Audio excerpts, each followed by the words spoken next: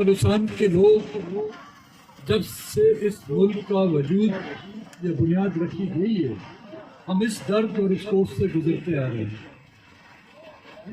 اس دوران کئی حکمران آئے، یہاں پہ فوجی حکمران بھی آئے، یہاں پہ جمہوریت کے دعوے دار بھی آئے، یہاں پہ جمہوری نظام کے رکھوالے بھی آئے، یہاں پر جمہوریت کے دعوے دار بھی آئے، لیکن ہم نے یہ دیکھا کہ ہر دور میں ان کی وہ عزائم وہ تبدیل نہیں ہوئے۔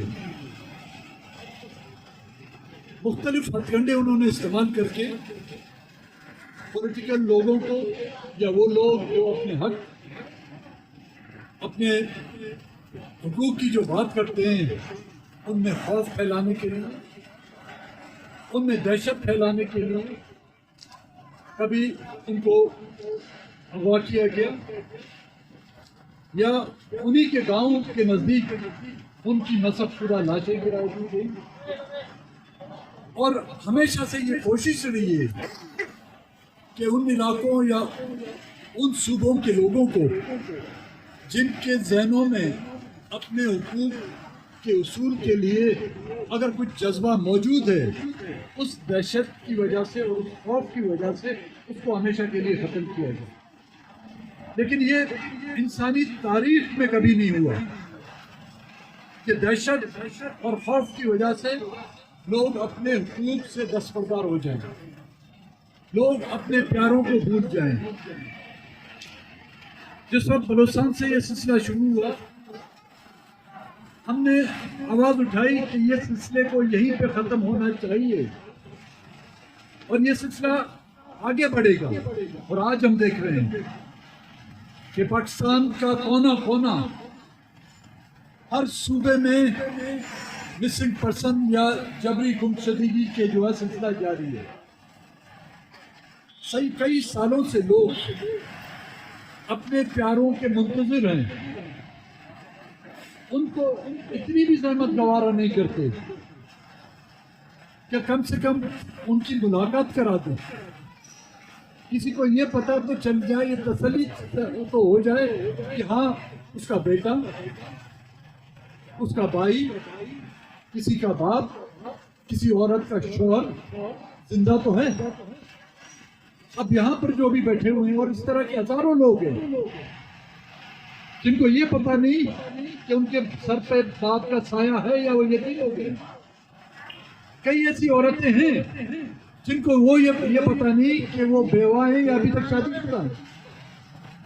کسی بہن کو یہ پتہ نہیں کہ اس کا بھائی زندہ ہے یا اس کا سہارا جو چھین لیا گیا۔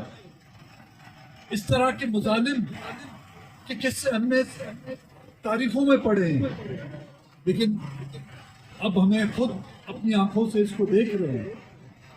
یہ ہماری اور آپ کی میرے خیال میں غلطیاں ہیں، ہماری اور آپ کی کوتاہیاں ہیں کہ ہم ایسے نمائندگان کو منتخب کر کے آتے ہیں، ایسی حکومتیں منتخب کرتے ہیں جن کے پاس دو چشمے ہیں، دو عینکیں رکھتے ہیں۔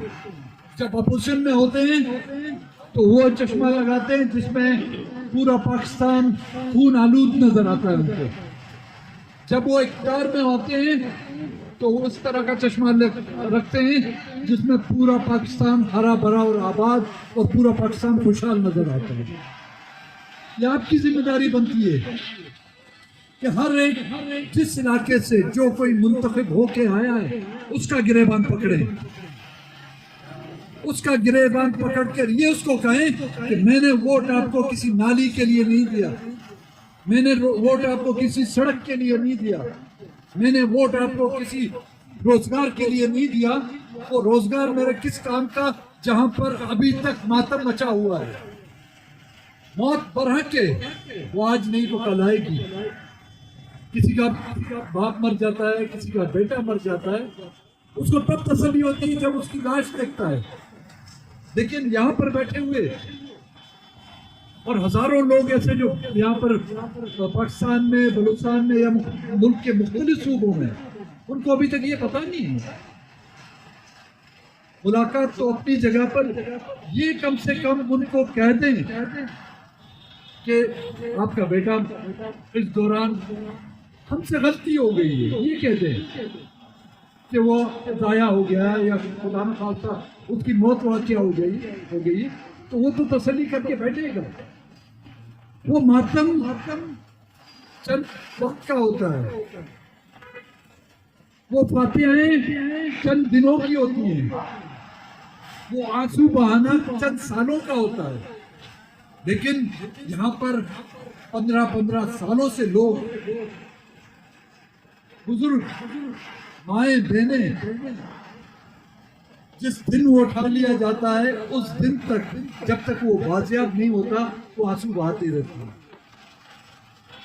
اور اس طرح کی اور کہتے ہوئے یہ شرم بھی نہیں آتی کہ ریاست مدینہ میں اس طرح کے ظلم ہوتے ہیں. فرعون کے دور میں ہوتے ہوں گے. ہم کہتے ہیں کہ یہ اس کو ہم نے ریاست فرعون بنائی ہوئی، پھر ہم یقین کریں گے یہ ریاست مدینہ اس طرح نہیں ہوتا.